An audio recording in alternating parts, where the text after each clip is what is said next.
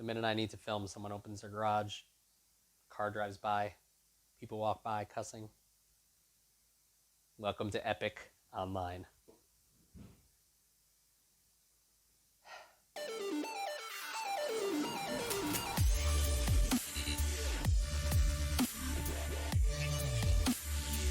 Good morning, Epic students. Let me start off with a question. Have you ever noticed something for the first time? Now, I know some of you are like, well, when I went to Disney World, it was blah, blah, blah. No, I mean, like, have you ever noticed something that you have passed by time and again until finally one day you actually notice something and you're like, how did I miss this before? I mean, all of us spend time outside. Every night, I'm sure some of us go out. If you come to Epic on Wednesday nights, you leave at the nighttime. When was the last time you actually looked up in the sky and were just amazed with the stars? Have you ever done that? That was my stress relief for a long time. If you just stare up there, especially away from light pollution and all that, and you just look up and you could like put your thumb up in the sky, and where you pull it away, where your thumb was, there are hundreds of stars there, and you're just like, wow. Blown away with something that you haven't seen and yet you've passed by time and again. Or maybe it's your cell phone. I mean, even as tech aware as most of you guys are, there are those moments where we catch something or we notice a new function that has been on our phone forever. It's just the first time we've noticed it, and it's like you're looking at a whole new device. It was in front of you the entire time, we just didn't notice it. Sometimes we can be oblivious of things that were right in front of us the entire time. And that's where I want to start off today. Where I want to start off today is with this one statement. Sometimes we can be completely oblivious of something that was right in front of us the entire time.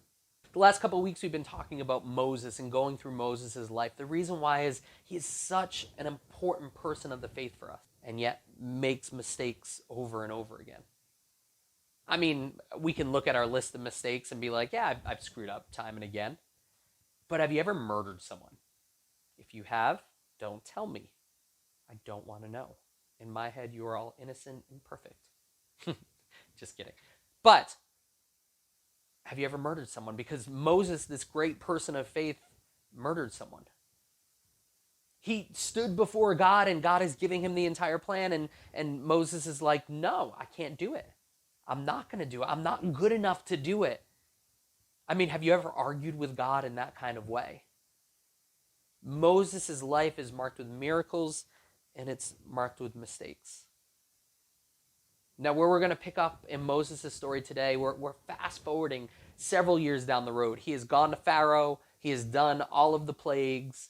The Hebrews have been set free, and Moses has been on a long journey now. God has split the Red Sea. He has provided manna and quail from heaven, and now they are going through the desert trying to get to the promised land. And that's where we're going to pick up our story, starting in Exodus 17. But before we jump to Exodus 17, this is what I need you guys to do with me. You are going to lift up both of your arms. If you know the story, you know where I'm going with this.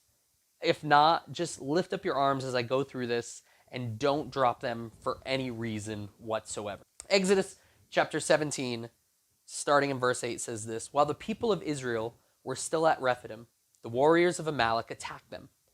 Moses commanded Joshua, choose some men to go out and fight the army of Amalek for us. Tomorrow I will stand at the top of the hill holding the staff of God in my hand.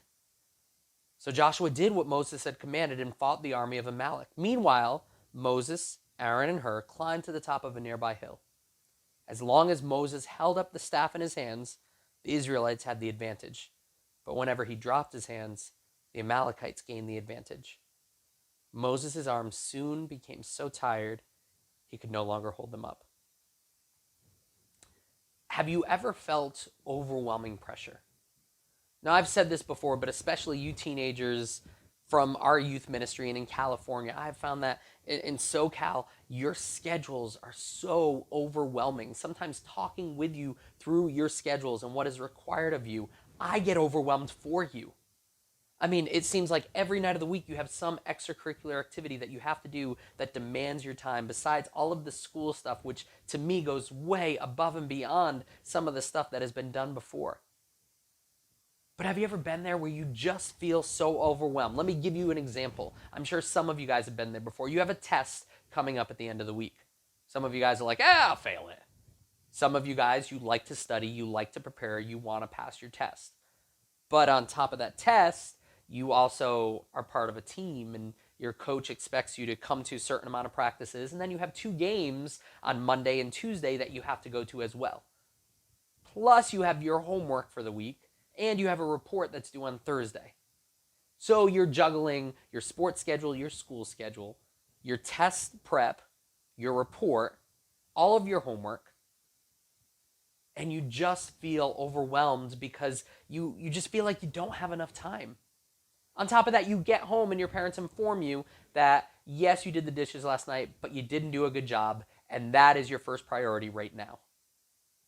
I'm sure some of you guys have felt that point where you just feel like you are so overwhelmed, you can't really breathe.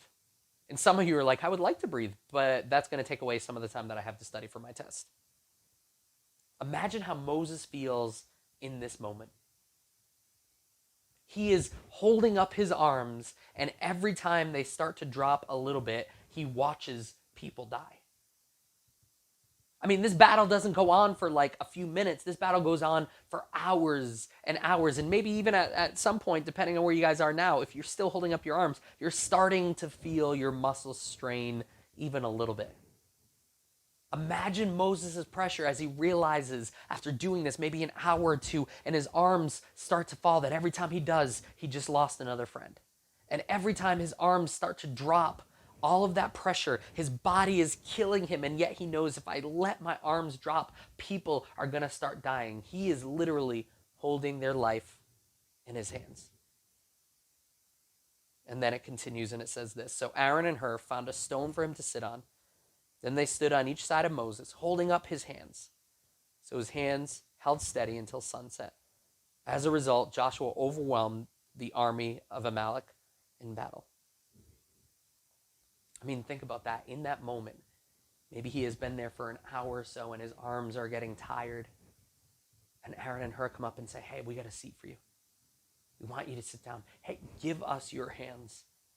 We will help you hold up your hands. We will carry some of your pressure. He was overloaded and found strength from these 2 guys. And that brings us to what I want to talk to you guys about today. When you are overloaded, when you are overwhelmed and stressed out, who has your back? Who do you have in your life that strengthens you and says, I will help you carry this burden? You're not in it alone. I mean, it's like we've said at the beginning. When I asked you, do you notice things sometimes that you've missed time and time again? I believe for some of us, when we're talking about these things and we're talking about God's miracles, I want you guys to realize that sometimes God's biggest miracles are right in front of us, and we just fail to see it time and again. So who has your back? I want to talk about 2 key groups that should have your back. And the first one, if you know the story of Moses, then you might be aware of this person. If you don't know the story of Moses, this person that held up his hand, the first one, Aaron, he has a significant role in Moses' life. He has been with Moses from when he went and confronted the Pharaoh to all the way through leading them through the desert. Aaron was Moses' brother. And one of the first groups, and as I say this, some of you guys already know where I'm going, and you're feeling that, oh, he's going to say it. The first group of people that have your back is your family. I've talked about my family, and especially my brother Joel, a lot growing up. And growing up, we were constantly at each other's throats. It's about 3 years difference between us, and he is the younger brother. I'm the oldest of 3 brothers. And me and Joel just fought all the time, and especially as we got older, we would fight and fight and fight, and it would get to the point where someone would get injured. I don't know if you've been there before, or maybe your sibling fights aren't that bad, but we would always fight until someone got injured. Sometimes it would require the hospital visit, sometimes not. But we did. We constantly fought and bickered over everything, from who was going to spend time on AOL first, the dial-up modem and all of that annoying noise, yes, to who was going to ride in front in the car. We would fight consistently. But then there was this time at youth group where there was a group of kids in our youth ministry growing up, and they decided they wanted to create this group, this clique. And over time, this clique, as weirdly as it is in a youth group, became almost like a gang. They had each other's backs, and they would take out those that they didn't like or those that disagreed with them. And so I remember one time my friend was joking about this group. They called themselves the Family, and he was joking about them. And then when we left youth group that night, there's my friend. They have him pinned down. They're jumping on his belly. They're pushing him around. They're giving another friend an atomic wedgie. And we're talking, we are teenagers. This is a little overboard. And so I'm watching this going, well, this isn't right. And so I walk up. I'm like, hey, guys, you need to stop. Guys, come on. Seriously, we're at a church. I am the level-headed one. Guys, we need to. And then someone knocks me to the ground. I'm getting dragged along. Someone's ripping my boxers because they're trying to give me an atomic wedgie. They're pushing me around. And then someone grabs my arms, pins them behind my back, and knocks me to the ground, knocks the wind completely out of me, and then pushes pressure on me. And I remember sitting there going, I am at youth group. What the heck is going on? And people are passing by going, hey, Josh, how you doing? Because they thought we were just messing around. And I'm sitting there, and as I feel the air leaving my lungs, I'm like, okay, I can't breathe. And they're putting more and more pressure on me, thinking it's funny, but I hit a point where there was no air coming back into my lungs. And all of my other friends are being bullied and picked on by this group. In the corner of my eye, I see my brother Joel.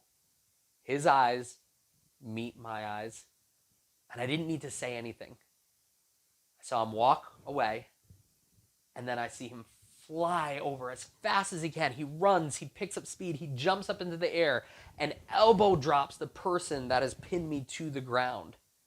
And then runs away because the person was significantly bigger than Joel and chased him down saying, I'm going to kill you, I'm going to kill you.